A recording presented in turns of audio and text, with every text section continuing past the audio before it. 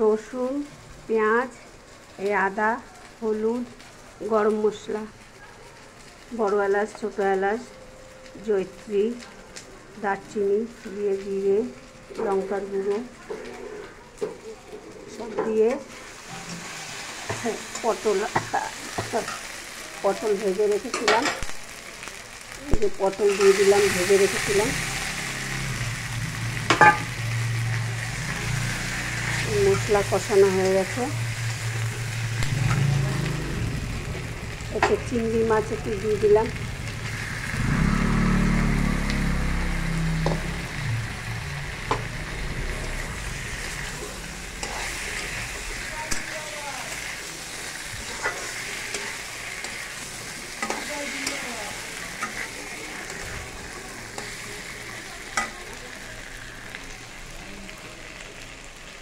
হলুদ গুঁড়ো,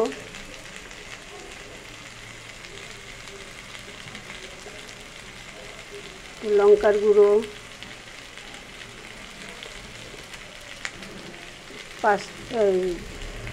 লবণ স্বাদ মতো,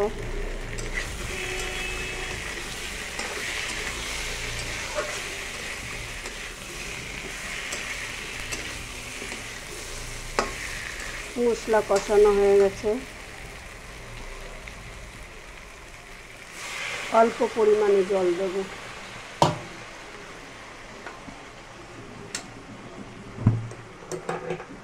গরম জল বসিয়ে রেখেছি,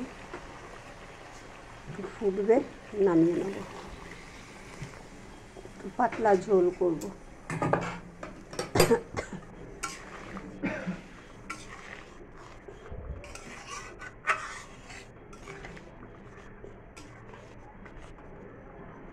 এটা ফুটবে, নামিয়ে নেব। পাতলা ঝোল করব, এই গরম পড়ে গেছে, পেটের কোনো প্রবলেম না হয় তার জন্য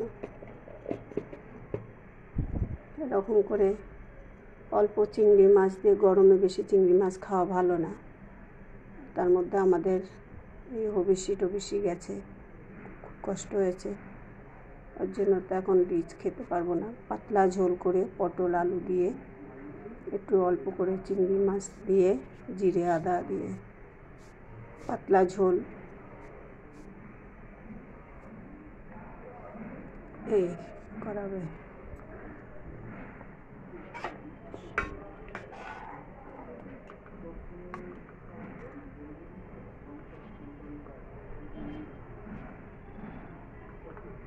আলু সেদ্ধ হয়ে গেছে,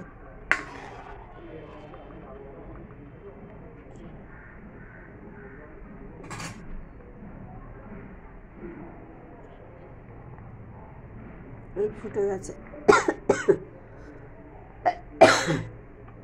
কাঁচা লঙ্কা দিয়ে করে একটুখানি কালার দিয়ে দিয়েছি, যাতে পেটের ব্যথা না হয়। না, এখন এত বড় ধকল থেকে উঠলাম, তো এখন শরীর খারাপ হলে অসুবিধা হবে।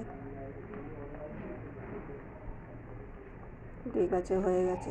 যদি ভালো লেগে থাকে এরকম করে খেয়ে দেখবেন, ভালো লেগে থাকলে লাইক, শেয়ার, কমেন্ট করে দেবেন। আর রান্নাঘরের রুমা হয়ে গেছে।